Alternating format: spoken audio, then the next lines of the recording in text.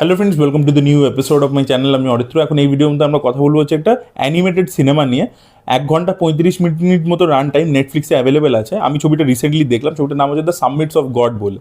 তো the summit of god, এই ছবিটা অ্যাকচুয়ালি একটা ফ্রেঞ্চ ছবি, যেটা বেসড হচ্ছে একটা জ্যাপানিজ ম্যাঙ্গার ওপর। এবং ছবিটা খুব ইন্টারেস্টিং আর কি। একটা ছবিটা একটা স্পোর্টস অ্যাডভেঞ্চার এই জনরার মধ্যে পড়ে, মানে ট্রেকিং, যে পাহাড়ের ট্রেকিং হয় না, সেটাকে কেন্দ্র করে আর কি অ্যানিমেটেড সিনেমা। আপনারা ছোটোবেলায় ভার্টিক্যাল লিমিট বলে ছবিটা নিশ্চয়ই দেখেছেন, বা এভারেস্ট বলে একটা ছবি এসেছিল, জেক জিলেনল ছিল তাতে। তো সেই ছবিগুলো যদি আপনাদের পছন্দ হয়ে থাকে, স্পেশালি ভার্টিক্যাল লিমিট বলে ছবিটা, যে কাজিনো রয়্যালের ডিরেক্টরই বানিয়েছিলেন, তো এই জোনেরই ছবি আর কি, বাট অ্যানিমেশনের থ্রু দিয়ে। তো আমার সিনেমাটা কিন্তু খুব ভালো লেগেছে এবং আপনাদেরকে হাইলি রেকমেন্ড করবো। আপনারা যদি অ্যানিমেটেড ফিল্ম দেখতে পছন্দ করেন, তাহলে এই ছবিটা কিন্তু অবশ্যই দেখুন। ছবিটা হাই অন ইমোশন, তার সাথে যেরকম ভিজুয়ালস, সব কিছু মিলে দারুণ একটা সিনেমা হয়েছে। ছবিটা গল্প এরকম আমরা দেখতে পাচ্ছি যে একটা লোক আছে, একটা জার্নালিস্ট, যে বেসিক্যালি বিভিন্ন এই মানে মাউন্টেনের জিনিসপত্র, মানে মাউন্টেন ট্রেকিং ইত্যাদি, সেগুলো রিলেটেড ছবি ইত্যাদি তুলে থাকে। ওগুলো তো ডিমান্ড আছে, তো সেটা তুলে থাকে।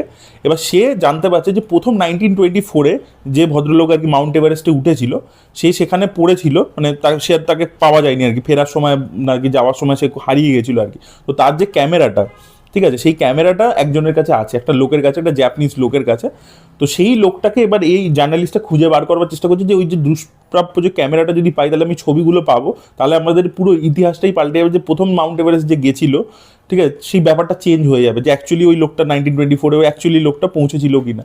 তো সেইটাকে নিয়ে ও এবার এই যে জাপানি লোকটা যার কাছে ওই ক্যামেরাটা আছে, তার ব্যাপারেও রিসার্চ করতে শুরু করছে, যে এই লোকটা কে, কী ব্যাপার, এর কি গল্প। সেও আর কি আবার ওই রকম ট্রেকিং ইত্যাদি করে আর কি, বিভিন্ন মানে রেঞ্জেসে। এই জার্নালিস্টটা এর ব্যাপারে, জার্নালিস্টের একটা টাইম লাইন আমরা দেখতে পাচ্ছি, যেখানে ও বিভিন্ন লোকের সাথে গিয়ে দেখা করছে, এবং সেখান থেকে আমরা ওই জাপানিজ লোকটার ব্যাপারে জানতে পারছি বিভিন্ন ঘটনা, ঠিক আছে। এবার তার যে লাইফটা, একটা লোক কেন পাহাড়ে বারবার যায়, ধরুন একটা পাহাড়ে একবার কঙ্কার করা হয়ে গেল, তারপরেও দ্বিতীয়বার কেন যায়, এবং চ্যালেঞ্জেসগুলো নিজের ক্ষেত্রেই বাড়িয়ে নেয়, যে প্রথমবার অক্সিজেন নিয়ে গেছি, এবারে অক্সিজেন ছাড়া যাব, ঠিক আছে, কোনোবার আমি গ্রুপে গেছি, এবারে একা যাব। তো এই জিনিসপত্রগুলো কেন এই চ্যালেঞ্জটা নিতে থাকে, তার ফিলোসফিটা কী, কেন সে একটা মানে পাহাড়ে যাচ্ছে, এত মানে দুর্লভ রাস্তা পেরিয়ে করে, দুর্গম পথ পেরিয়ে সে কেন যাচ্ছে পাহাড়ে। তো সেই ফিলোসফিটা এত সুন্দর করে ছবিটার মধ্যে উঠে এসছে। তো সেইটা আর কি এই জার্নালিস্টটা ডিসকভার করতে করতে যাচ্ছে, এবং প্যারালালি আমরা ওর গল্পটা দেখতে পাচ্ছি। এবং সেখানে এক একটা ইমোশন যা হিট করে না, মানে ও একটা বাচ্চাকে নিয়ে একবার একটা জায়গায় মানে গেছিল, এবং সেখানে মানে একটা অ্যাক্সিডেন্ট হয় ওদের সাথে। এবং আগেন কেন আমি ভার্টিক্যাল লিমিটের কথা বলছি, ভার্টিক্যাল লিমিট ছবিটা যেখানে শুরু হয়, সেখানে একটা ভাই বোনের ইমোশন ছিল ছবিটার মধ্যে, এবং সেখানে প্রথম সিনটাতেই ওদের বাবা মারা যায়, ঠিক আছে। তো এই যে চয়েসটা, যে আপনার যখন পার্টনার যখন ঝুলে পড়বে এবং দড়িটাকে কেটে দিতে হবে, আপনি কি সত্যি দড়িটা কেটে দেবেন না কী হবে, সেইটাকে নিয়ে একটা ডাইলেমা তৈরি করেছে, এবং সেখান থেকে যে ড্রামাটা বেরিয়ে আসে, এতটা ইমোশনগুলো করে দেবে, আপনাকে দারুণ লাগবে।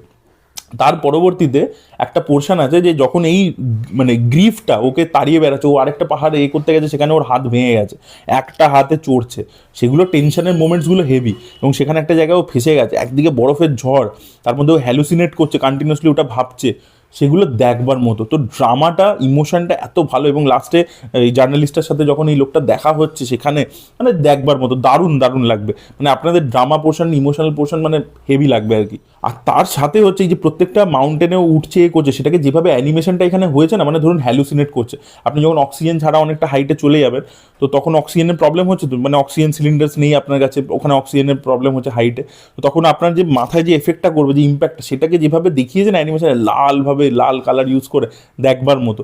বা এই যে পাহাড় পর্বতগুলোকে যেভাবে দেখিয়েছে এক একটাকে, অ্যানিমেশনের প্রত্যেকটা ফ্রেম এত বিউটিফুল।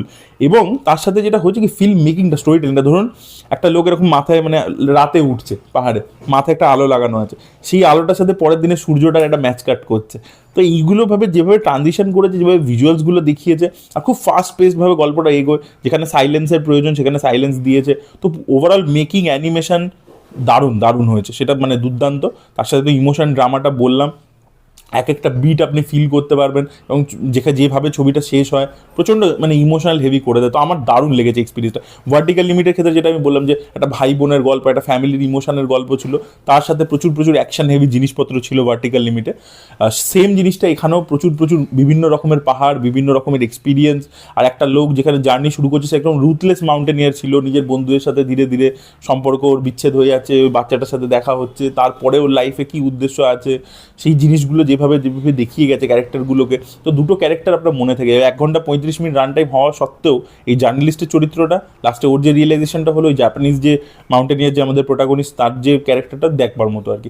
সো আমি হাইলি রেকমেন্ড করবো আপনাদেরকে ছবিটা দেখুন। ছবিটা হিন্দি ডাবিংয়েও অ্যাভেলেবেল আছে, কিন্তু অবশ্যই নেটফ্লিক্সে আছে, আপনারা দেখুন সাবমিট অফ গড বলে, খুব ভালো লাগবে আপনাদের। সো এটাই বলা ছিল, যদি কেউ দেখেছেন তাদের কি ওপিনিয়ন অবশ্যই কমেন্টে লিখে জানাবেন। Thank you.